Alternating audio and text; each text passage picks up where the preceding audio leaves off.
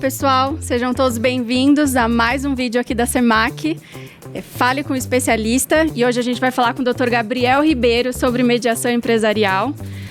Gabriel, ele é sócio da Falec Associados, possui uma experiência aí muito bacana na área e vai poder compartilhar aqui hoje com a gente. Gabriel, muito obrigada por aceitar nosso convite, seja muito bem-vindo aqui na casa. Imagina, o prazer é meu, que agradeço. Espero que a gente consiga falar muito sobre mediação hoje aqui.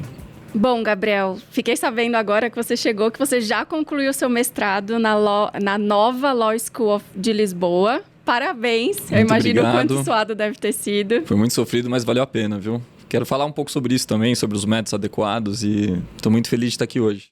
Obrigada. A gente vai falar sobre métodos adequados de resolução de disputa, que é a grande experiência e especialização do Gabriel. E, Gabriel, se você puder começar contando para a gente da sua experiência profissional, como você começou nessa área, como você chegou até onde você chegou hoje.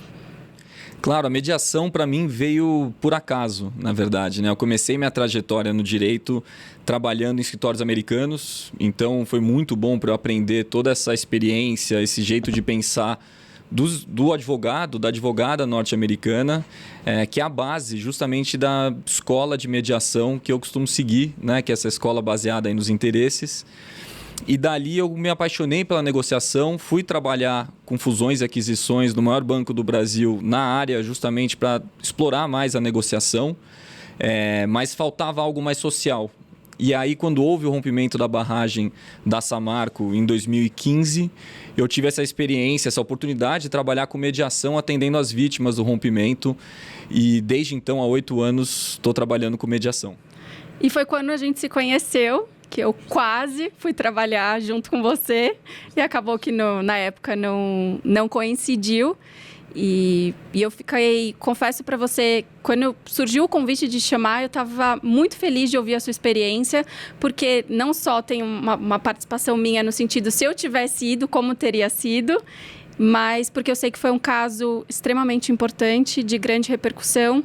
Se você puder comentar, lógico, respeitada o sigilo e a confidencialidade do projeto, se você puder comentar então um pouco para a gente sobre esse seu trabalho. Claro, foram 2 sistemas de resolução de disputas que a gente chama. Houve esse primeiro do rompimento da Samarco e o segundo do rompimento de Brumadinho.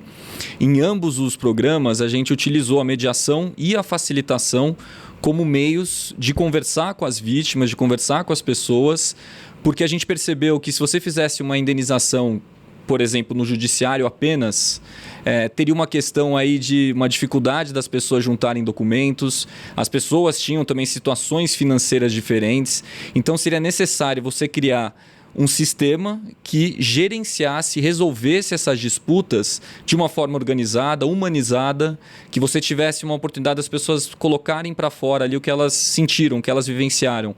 E nada melhor do que as técnicas de mediação para poder fazer isso, né? Então, tem sido um projeto que alcançou mais de 15 mil pessoas indenizadas. Exatamente isso. Quantas pessoas? 15 Sim, mil. Mais de 15 mil pessoas indenizadas. Ele é uma alternativa, né? As pessoas que procuram esse programa, elas podem também judicializar suas demandas, isso cabe às pessoas. E a figura do advogado também é muito importante, né? Essas pessoas, por estarem numa situação de vulnerabilidade, é muito importante que elas estejam ali com seus advogados, para que haja um balanceamento de poderes, né? Uma paridade de armas ali entre os dois lados. E o papel do mediador ou do facilitador é justamente garantir que isso aconteça.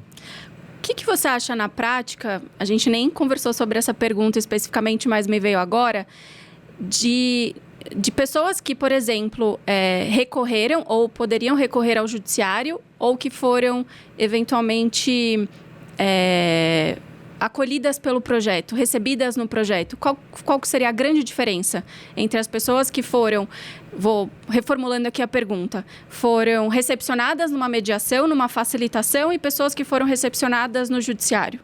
Eu acho que são 2 caminhos diferentes. É importante que os 2 existam, é importante que as pessoas tenham a possibilidade de acessar os 2 caminhos, né? Acesso à justiça. A diferença principal, na minha visão, para eventos em que há óbitos, que há muita tristeza, muito sofrimento, muita raiva, é que você tem um espaço para as pessoas poderem colocar para fora, né? Eu acho que no judiciário, dificilmente alguém é muito burocratizado, né? Você tem um procedimento, você tem a petição inicial, contestação, enfim. É mais difícil você conseguir ter essa troca. O mediador, a mediadora, ele tem a capacidade ali de ouvir a pessoa, de organizar as ideias, de ajudar que as pessoas busquem a documentação comprobatória necessária. Então, ele auxilia como alguém que vai ajudar nesse procedimento como um todo, né? Então, eu acho que é um atendimento mais humanizado, vamos dizer assim. E o mediador, nesse caso, ele estava em campo, literalmente. Exato. Então, acredito que, talvez na minha visão, a pessoa que sofreu qualquer prejuízo, ela tem uma pessoa que está ali enxergando, vendo, vivendo de alguma forma o que aconteceu, traz uma sensibilização e uma empatia muito maior e talvez até uma confiança naquela pessoa. Sem dúvidas, e é interessante sua pergunta, Marcela, porque esse programa ele aconteceu no momento anterior à pandemia e após a pandemia, essas reuniões presenciais, portanto, né, eu morei nessas cidades todas durante 4 anos, eles eram fundamentais, né? Acho que como mediador, como mediadora também, tenho certeza que você entende que uma reunião presencial é melhor para você fazer uma leitura da linguagem corporal, para você acolher, se a pessoa começa a chorar, você tem ali um papel, você consegue pausar. Mas, por conta da pandemia, foi necessário criar atendimentos virtuais, né? E aí as ferramentas todas essas empresas funcionam muito bem, porque as pessoas, ainda que não tinham acesso, os seus advogados tinham. Então, você conseguiu também democratizar, né? Apesar de você inserir a tecnologia aí nesses atendimentos. Então, sem dúvida, foi muito importante. E a gente já começou entrando num assunto aqui bem bacana, complexo, mas importante de se falar.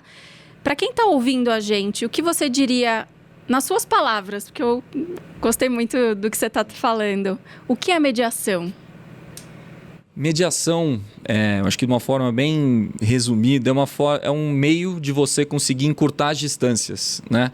De você pegar duas partes ali que estão num conflito, que tem uma disputa concretizada e elas consigam sentar e conversar sobre isso com a ajuda de um terceiro, de uma terceira, que seja imparcial e que permita às partes controlarem a solução, ou seja, elas que vão decidir, não é esse terceiro.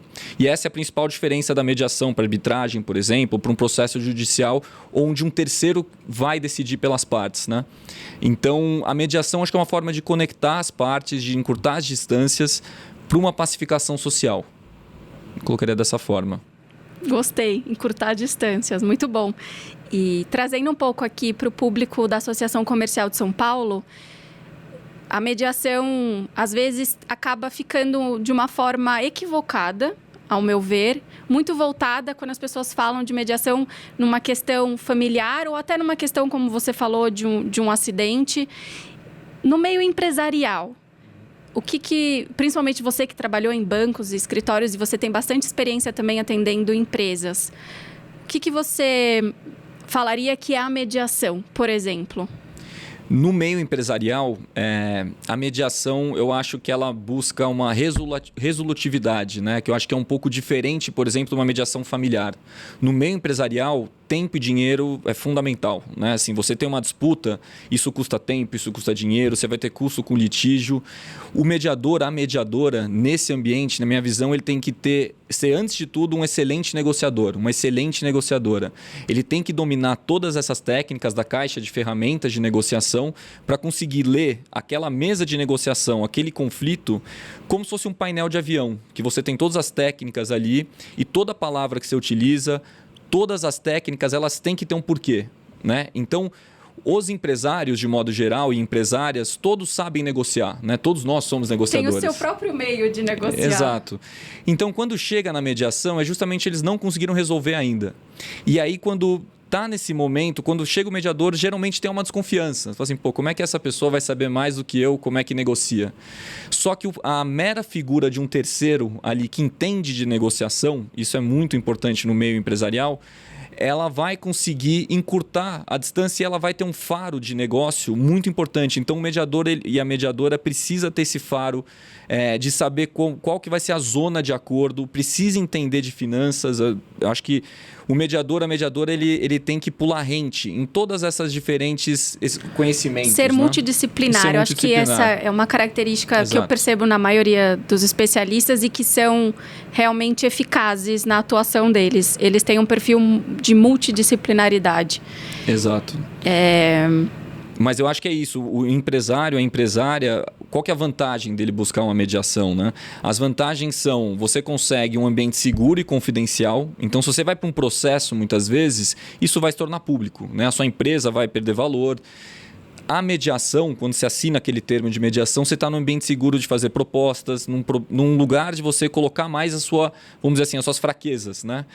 E você pode utilizar muito o mediador para fazer isso, né? Você pode utilizar alguém que vai levar a informação para o outro lado, que vai conseguir abrir o outro lado para uma proposta, como se fosse, por exemplo, do mediador, né?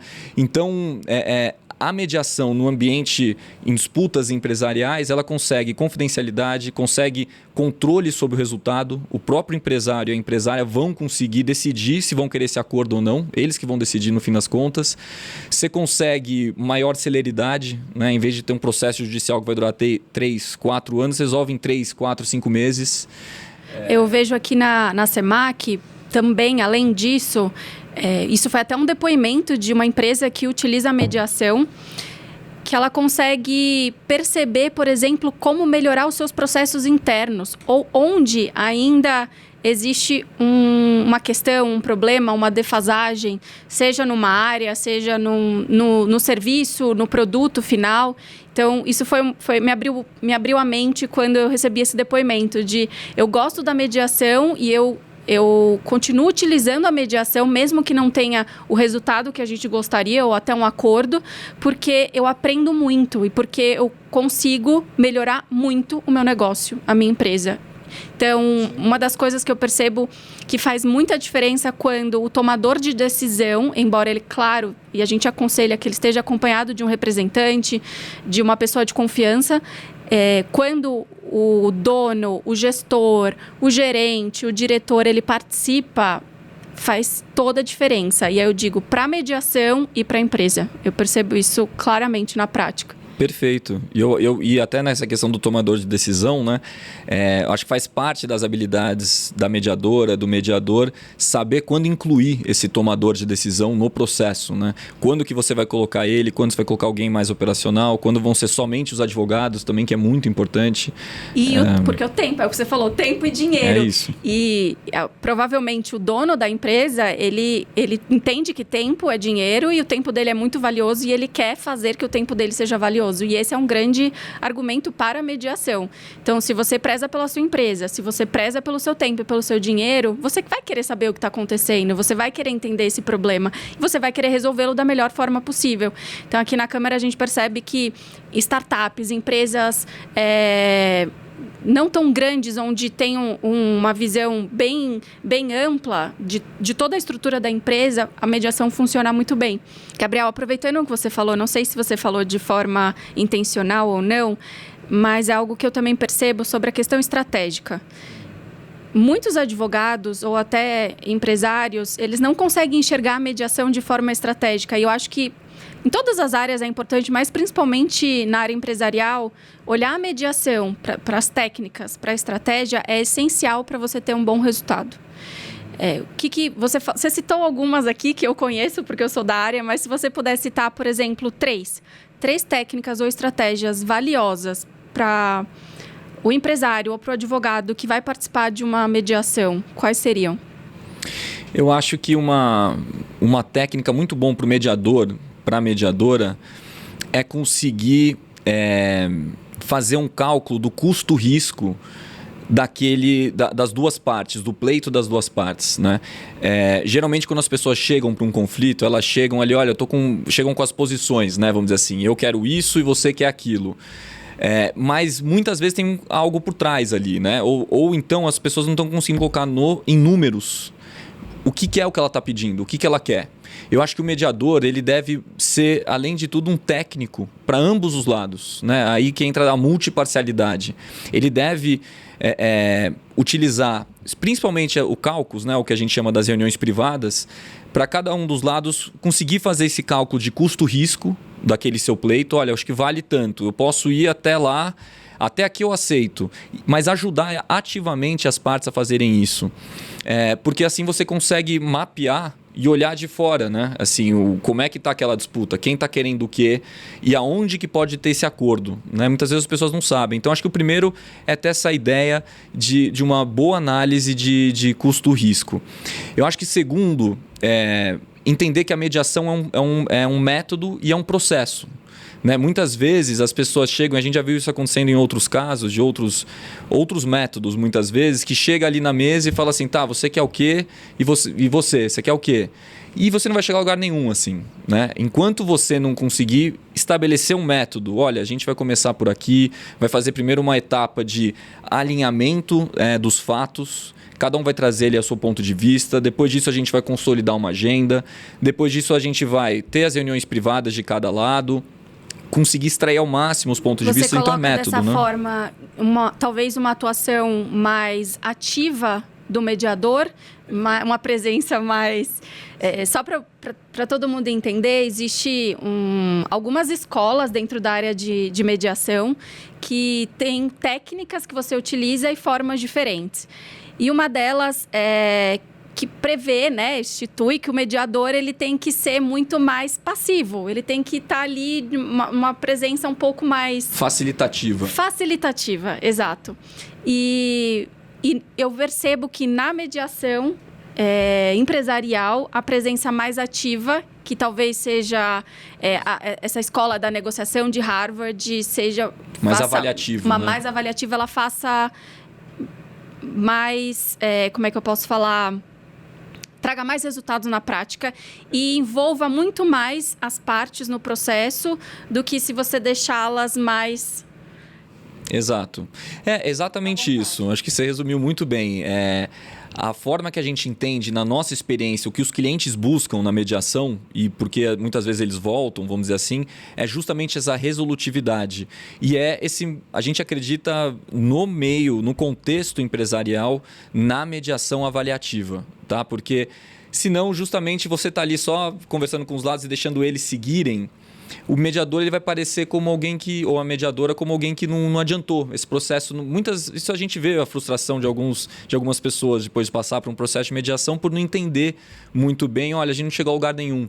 Eles esperam que o mediador tenha ali um papel incisivo, né, que leve as partes, aproxime ela de uma forma muito estratégica, como você colocou, mas de uma forma avaliativa, né? E eu acho que é mais fácil você ser avaliativo justamente enquanto você está em reuniões privadas, nessas reuniões no caucus que a gente chama. Né? A reunião privada, só para esclarecer aqui, porque eu também percebo na prática que os advogados e os mediadores utilizam pouco.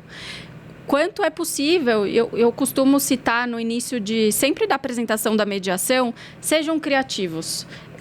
Vocês podem criar possibilidades, regras, vocês podem solicitar para o mediador uma reunião privada para esclarecer ou para, inclusive, pedir um auxílio para essa pessoa que tem uma especialização, tem uma visão mais ampla de como conduzir ou o que compartilhar, o que não compartilhar, para te ajudar na negociação. E eu vejo na prática que é pouco utilizado.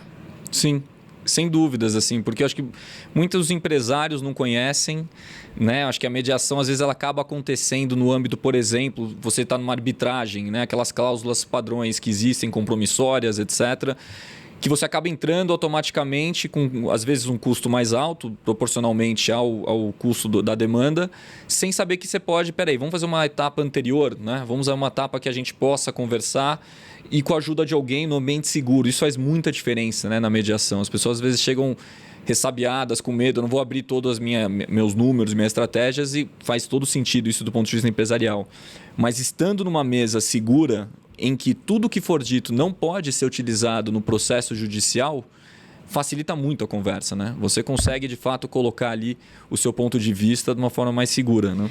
Embora na prática, aqui na Câmara, a gente percebe que é difícil de entender isso e muitas vezes até as pessoas pedem, falam, olha, mas a gente pode gravar, pode receber a gravação e eu vou aproveitar que a gente conversou sobre isso e ressaltar que é completamente sigiloso. Eu não posso nem citar aqui nomes de empresas ou empresas que estiveram aqui, casos. A gente pode citar de uma forma muito ampla, por conta dessa questão da confidencialidade. Mas a gente vai precisar fazer uma pausa, senão vai ficar muito longo esse vídeo. Te espero no próximo vídeo, na segunda parte. Se você quiser continuar ouvindo aqui a gente e saber mais sobre o que o Dr. Gabriel tem para compartilhar, se inscreve no canal para receber as informações do próximo vídeo.